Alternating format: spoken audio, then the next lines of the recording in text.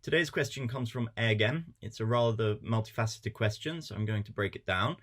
They ask about RBKC's environmental strategy. They make comments about our recycling within the borough and that we don't offer food waste recycling, that we have no zero waste initiatives, and they're also interested in learning about the borough's pollution initiatives, noise and air particularly. They go on to say that COVID-19 has revealed that many people want to use their bicycles and that we should build more bike racks so that we can properly store them.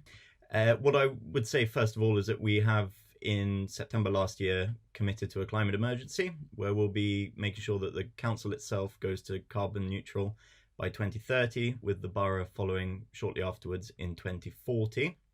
This is a very tough target, obviously, for London and for central London especially.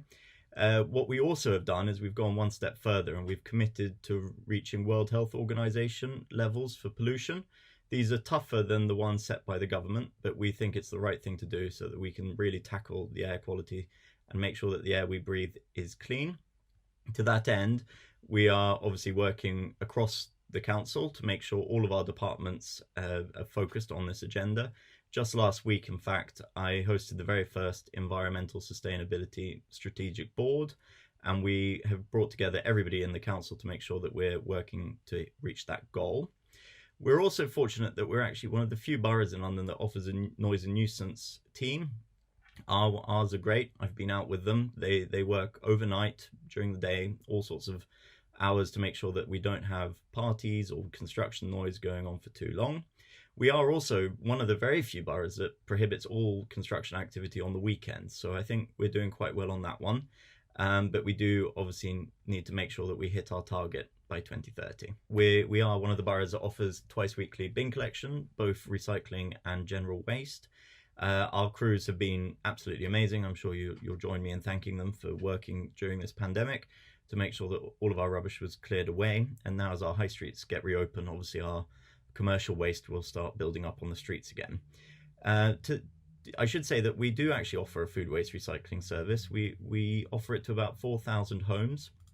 It's an additional service to our usual bin collection, and it's sort of an extended pilot at the moment because we're still working to make sure that it is something we can offer borough-wide, but we have to make sure that the emissions from the vehicle are actually lower than the emissions we save by collecting the food. So we have to calculate how many extra diesel lorry trips actually have to go in to collect that rubbish. Our general recycling has improved. We're up 3%. We're now just under 30% of all of our rubbish. And I think it's really important to say that a ton of recyclable waste is actually a sixth of the price to dispose of than general waste. So it's in all of our interests to recycle. Helps us all save money as well. On your point about cycling, I think we are certainly putting more cycle hangers across the borough.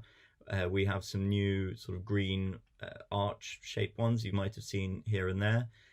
They are dotted around, but we are taking requests and putting them in where required, especially now as more people are cycling post-pandemic. We are looking at putting them in around our tubes and our busier parts of the borough.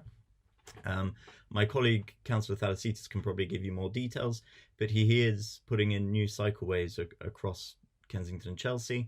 I think the last consultation had finished a few months ago and they'd already started looking at the construction and getting on with installing that. That will be just north of Holland Park Avenue towards Portobello Road.